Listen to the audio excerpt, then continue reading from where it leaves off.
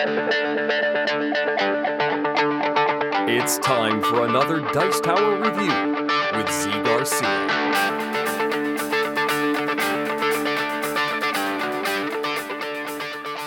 Hey folks, today I'm taking a look at a small card game called Monster My Neighbor.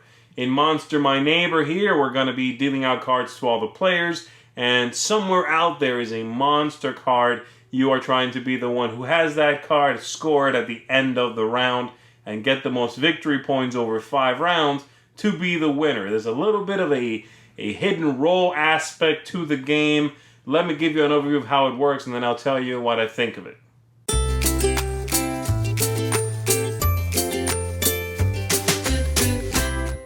The objective of the game is to get the most victory points that you are going to keep track of with the coins over here. And you are going to be doing that by playing cards, and the main ways in which you'll score is by being the monster at the end of the round. These are the monsters. Being a monster's friend, or by capturing and revealing the monster, okay? Game's going to be 5 rounds, 1 per monster here. And we are going to get these. We're going to shuffle them up, set them aside. We are going to pick some specific cards that are always in play. So we have a hunter here, a hiding card, and this star player card. And then let's say, for example, for a game with 4 players, we would shuffle up the rest of this deck here that has a variety of different cards in it. And we are going to pick 12 from there. We are going to shuffle into those 12, 3, 4, 5, 6, 7, 8, 9, 10, 11, 12. We're going to shuffle into these 12, the 3 that are always in play, and then 1 monster. And then we're going to continue again to shuffle all that up and divvy it out evenly. There are now 16 cards in here, so each player gets 4. And you're ready to begin. Whoever gets the card that says you are the star player is, strangely enough, the start player. And they are going to play that card to begin. So let me just look for it. Okay, so this player is going to play there, and they have started the game. Every other card, this extra deck, we can put aside for now. The other monsters are waiting for the next 4 rounds, okay? And so this player will play 1 card. It is the next player's turn. On your turn, quite simply, you are going to pick a card, and you are going to play that card and do whatever it says it does, okay? Some cards tell you here in a little diagram right underneath the picture when they can be played or when they cannot be played. So for example, this card called Rumor can be played in the 1st, 2nd, or 3rd rounds because the little squares there are green for 1, 2, and 3, but cannot be activated during the 4th round. If it is your last card, then you would simply play it without effect, okay? So this player could play something like this card, for instance, Steal, which says, draw 1 card from a player's hand, then give them a card. So I'm going to do that. I'm going to randomly steal a card from another player. So let's say I'm taking 1 from here. I would take a look at that, and then I would give them a card back, all right?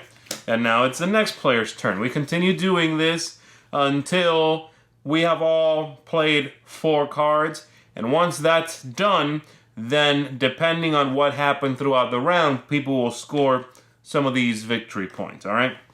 So let's say we've gone on for a while now, and we have all of us played some cards. It is the last round. We have someone over here who is a hunter, let's say, and we have played these. The hunters, by the way, say choose another player. If they have the monster card, they discard it. That is good for you. Let's say this player played that hunter, but they picked the wrong person, so nothing happened there. We have some deal cards, which are exchange 1 or 2 cards with someone else. You can also have these friend cards, which if the monster wins, you are going to get some victory points as well. And these fog cards that cannot be played during the last round, which say each player hands 1 card in face down. You shuffle them up, divvy them back out, which is pretty random, but that's what that one does.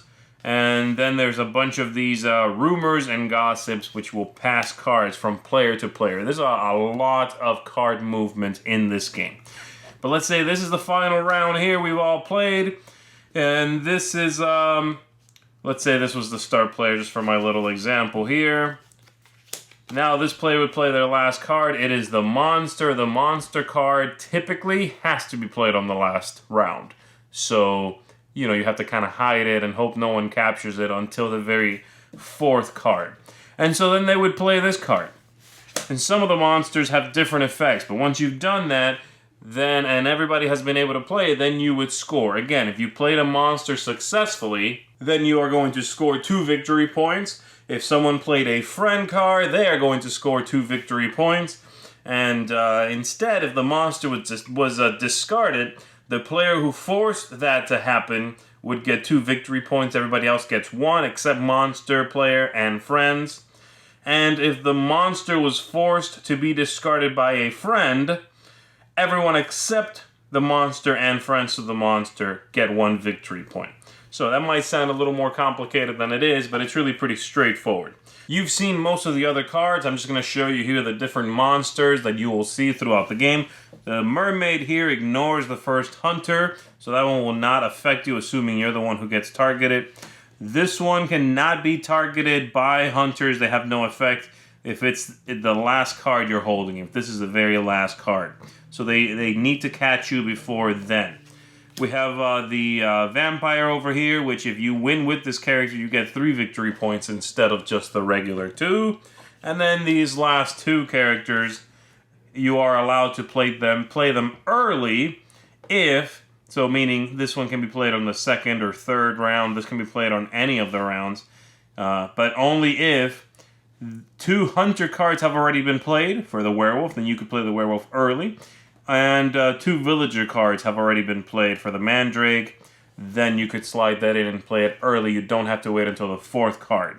And that's pretty much it. You continue playing until you've played all 5 rounds. Everybody adds up all their coins.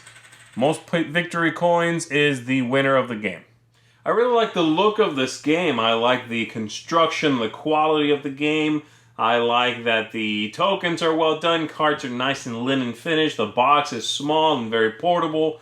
So from that point of view, from a production point of view, the game gets high marks from me. The gameplay itself I found to be really chaotic, very random, and so there's not even room here for tactics, I would say. You just sort of play and see what happens. Now, there's cards you should clearly play before other cards, that's fine. But all those choices are pretty obvious. And so the game is more of a pastime, I think, than really anything else. You know, even something like Love Letter, even games like that, something like Werewolf, you know, which is pretty different. But those games both, I think, would offer a little bit of tactics. Whereas this one, if I have the monster at the beginning of the game, it's probably going to get stolen or moved or shuffled into the middle and dealt back out. And if I try to be clever, I'm going to give this person this card, and then when it's my turn again, play another card, and I know they have it, that's probably not true anymore. It's likely moved along. There's way too many cards that shift cards right, shift cards left, stuff like that. So, not quite a recommendation from me. I think there are better games that do similar ideas, you know, be it hidden roles or lots of take that action. And this one is somewhere in between, but it just didn't really shine for me. It was a pleasant enough experience. I thought it was all right playing, but half an hour after I played, I really wasn't thinking about it anymore. It's I would say kind of a forgettable little card game filler.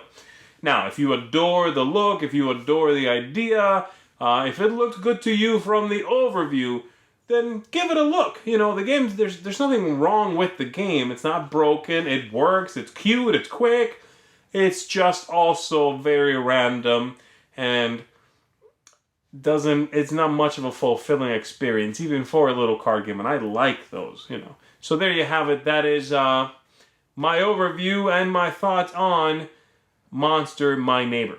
Thanks so much for watching the Dice Tower videos. Find more great videos and reviews, as well as our top-rated audio podcast at Dicetower.com. You can also find other great shows at Dicetowernetwork.com. I'm Eric Summerer, and you've been watching The Dice Tower. The Dice Tower is sponsored by Cool Stuff Inc., where you can find great games for great prices. Cool stuff in stock. Check them out at coolstuffinc.com.